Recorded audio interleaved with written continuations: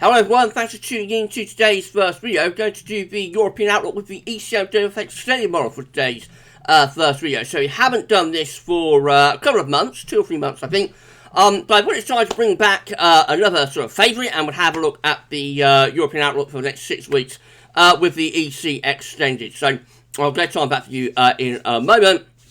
Just say that coming up after this video will be the 10 to 14 day. That's going to include all operator features as well. So keep checking back, to the channel for more. Please like, share, subscribe on videos, and thank you so much, everybody, for doing that. Right, so let's start off with the week 1 mean sea level pressure anomaly for Europe. This is how things are looking in the week ahead. Just say this will be taking us from the 9th to the 16th of May. So we're going to have low pressure away to the north and to the northwest. High pressure will be sitting across southern and central parts of Europe, reaching northwards. A jet stream will be pushed northwards as well. So for many southern, eastern, southeast parts of Europe, we're under high pressure. Should be a lot of dry weather around. Obviously, it will be a little bit more unsettled the further north you go, with this low pressure coming in off the Atlantic, and the jet stream as well moving into northern parts of Europe. This is how the 500 millibar height anomaly is looking for week 1. Again, we see above average heights reaching in to the west and to the southwestern part of Europe. Below average heights, low pressure away to the north and to the northwest. Obviously, the jet stream going to be up here. And so that's actually many parts of southern, central, and even west and southwest Europe dominated by high pressure. The unsettled weather will be in the north and in the northeast too. So the temperature anomaly for week 1 looks like that. A little bit on the cooler and outside the extreme northeast of Europe, and running down the seaside, generally around the Black Sea, going southwards down into the far eastern part of the Med. However, many parts of Europe looking warmer than average, particularly central and western areas, anywhere to Poland, Germany, westwards, above average temperatures. Very, very warm, really hot through parts of Spain and Portugal, in particular on the temperature scale, with those deep red colours there. We're going up to around 8 to 10 degrees above average, so it is a very warm scene coming up in the weekend across many central, southern, and also west parts of Europe. You'll notice the Mediterranean generally is warmer than average as well, through the central and western part of the Med, just really in this far eastern, southeastern part of Europe, where it's a little bit on the cooler side.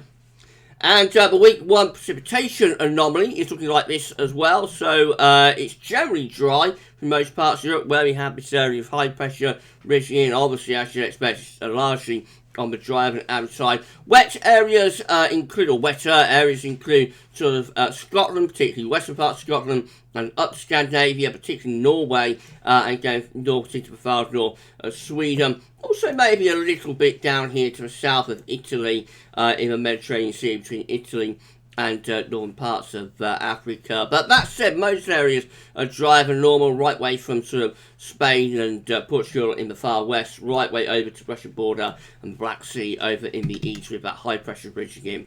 It's a pretty dry scene. Okay, so we go through to week 2, which is going to be the 16th, 23rd of May. This is how we look. So low pressure then is in the Atlantic Ocean, quite deep low pressure in the Atlantic, an area of high pressure dominating across most parts of Europe again, which is northwards. What I'm going to do is, between the low pressure and west high pressure through these northern, central and east areas, we're going to pull up probably quite a warm southerly wind, I would have thought, on the western side of Europe. So that could bring appreciable levels of warmth northwards across the western side of Europe. And generally, I think that warmth will start to spread northwards and eastwards as well, probably. Week 2, 500 millibar height on looks like that. So again, we've got a trough of below average heights, low pressure across the far east of Europe, so western Russia down towards the Black Sea. Otherwise, most parts of Europe are dominated by this area of above average heights. Again, with the low pressure in the Atlantic, that could well combine to bring some quite warm weather up the western side of Europe potentially. Oh, temperature anomaly there for week 2. So we go very, very warm. It's not quite hot across the western side of Europe. So you can definitely see there is a surge of heat, a push of heat northwards from Africa up west side of Europe, France, for example, and into the Low Countries, going to, again, around 6 to 10 degrees above average. Widely, we're 3 to 6 degrees above average in those red colours. On the far eastern, northeastern side of Europe, it is cooler there. Western Russia, down towards the Black Sea, in towards Greece and Turkey. That's where the coolest temperature anomalies are.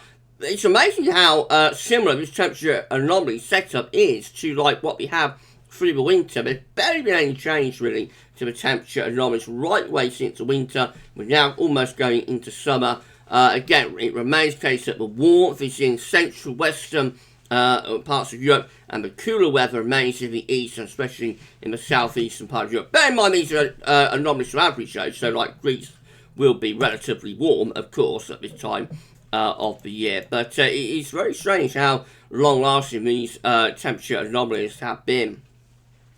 As far as precipitation anomalies are concerned, it goes a little bit wetter than average through parts of Ireland, so that could be indicating a bit of a fungi breakdown, perhaps coming to the far west of Europe. Also, it's a bit wetter than average around the Black Sea.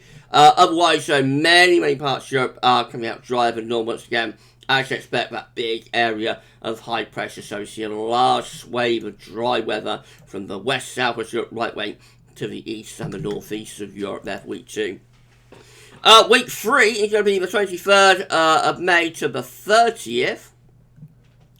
Bit of a change in the pattern with this. We start to see some high pressure events slipping down into the southeastern part of Europe. It looks like it's just generally turning more unsettled across northern Europe. So that's becoming a little bit more unsettled in the north. Also looks like we've got some lower pressure channels, Spain and Portugal as well. That could be a heat low or something, so it probably won't be that unsettled. But certainly northern Europe looks like we might start to bring in the jet stream and just generally start turning a little bit more unsettled there, perhaps. That's how the 500 millibar height zone looks for week 3. Again, below average heights across the northern parts of Europe, above average heights in this western, southwestern part of Europe, and again, in comes the jet stream into the north. Looks like relatively, quite a significant change in pattern there for the final week of May. The temperature anomaly is above average though, still for most parts of Europe, although not as much so as it is in week 2. Nevertheless, we do see above average temperatures really from Ireland and the UK and Spain, Portugal and far west, all the way over towards the Black Sea in the east. The far eastern, southeastern part of Europe does look a little bit cooler, though Scandinavia also coming out with near normal temperatures there, so a bit of a cool down taking place to average for Scandinavia. Precipitation wise, still is weakening a little bit, but perhaps an indication that the far northwest turning a bit more unsettled, a little bit wetter, perhaps for the far north of Europe, perhaps a bit on the drier side though in this southern and southeastern part of Europe. So I think the high pressure is probably being eroded a little bit, slipping towards the southeast part of Europe, and it starts turning a bit more unsettled in the north and west after the last week of May. Week 4 will be the 30th of May to the 6th of June. So higher pressure then looks like it's beginning to come back across the western part of Europe. So once again, another area of high pressure looks like it's starting to get going through sort of Spain, France, Germany, Low Countries, Ireland, UK, for example. That low pressure, the jet stream probably looks like it's lifting back northwards again into towards the Norwegian Sea. Of course, the further on we go, the weaker the signal is getting, the more unreliable everything is becoming. The 500 millibar height on the again showing above average heights across many western parts of Europe, below average heights up to the far north of Europe once again. And the temperature anomaly still looks largely warmer than average through many areas, so perhaps a bit cooler across northern Scandinavia, and then down this eastern, far eastern, southeast side of Europe, maybe a little bit cooler there, but otherwise we see widespread temperatures are above average from the west all the way over to the east. So this is a very warm May coming up, if this is right for most parts of Europe. And the precipitation anomaly from the 30th of May, 6th of June looks like that. So it is largely a drier than normal from like the northwest of Europe, so for France, UK, Ireland, towards western parts of Russia. You see driving average conditions there. Up to Scandinavia, it's a little bit wetter perhaps. There's some low pressure through there. And then down into Mediterranean, perhaps near normal precipitation. Right, so that's a 30-day look ahead done. Let's extend out to weeks 5 and 6 data while we're here. So this is week 5, mean cell pressure anomaly from the 6th to 30th of June. So this one has some high pressure then pulling out into the Atlantic. So it looks like the high pressure begins to shift perhaps into the Atlantic a little bit. Low pressure into northern, northeastern parts of Europe. Otherwise, it is a weakening signal, though. Week 5, 500 millibar heights anomaly. Again, taking that area of higher pressure, above average heights, pulling it out into the Atlantic, some below average heights of Scandinavia. Possibly same jet stream on a little bit of a northwest-southeast alignment there. Temperature anomalies look like they're beginning to cool down across the northern parts of Europe. So it's still warmer than average in this western, southwestern part of Europe, particularly through France, down Spain, Portugal, into the central part of the Med and over towards Italy.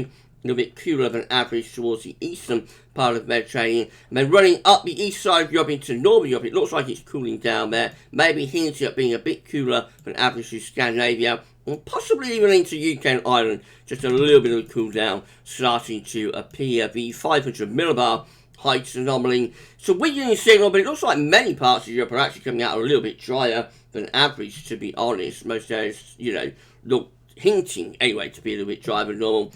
Perhaps particularly so in this eastern, southeast part of Europe. Maybe Scandinavia and the far north of Europe hinted at to be just that little bit on the wetter side.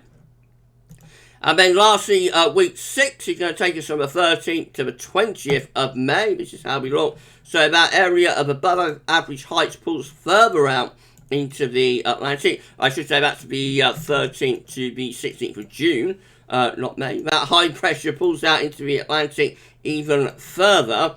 Trough of low pressure digging in to Scandinavia. That will probably start to pull in much cooler northerly winds, particularly into northern and western parts of Europe there, I would have thought. The week 6 500 millibar heights anomaly looks like this.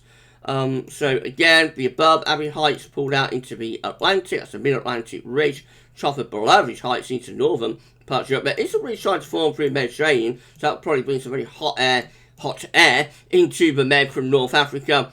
But northern Europe probably cooler and more unsettled with that trough of low pressure.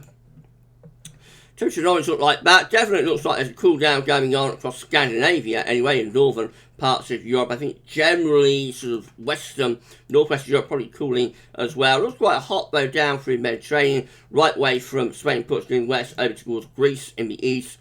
Generally it's looking pretty hot through there, I think. And then into the east and southeast part of Europe, like through the Balkans, from the Adriatic, from the Balkans to Black Sea, and then northwards up towards Ukraine, looking rather hotter than average through there.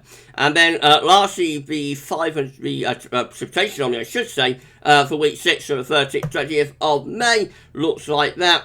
So most parts of the Med looking quite dry, particularly the central and eastern part of the Med, from like Corsica and Sardinia all the way over towards Greece and Turkey, dry through there. Far north of Europe, maybe hints at being rather on the west side, which of course you expect that to happen if there's like a trough of low pressure sitting over Scandinavia. You would expect things to start turning rather more unsettled through there. But remember, given it's 6 weeks away, it is very unreliable.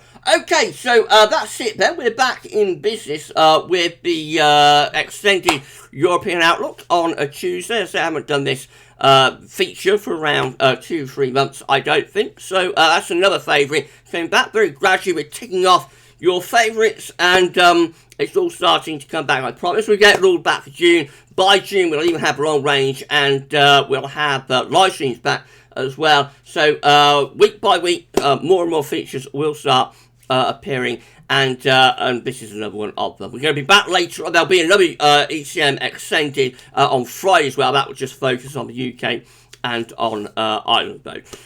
The sort of European 6-week outlook is always on a Tuesday. Right, so I'm going to be back later on with the 10 to 14 day. That will include all of rate features as well. So keep checking back to the channel for more. But for this one, that's all for now, and thanks for watching.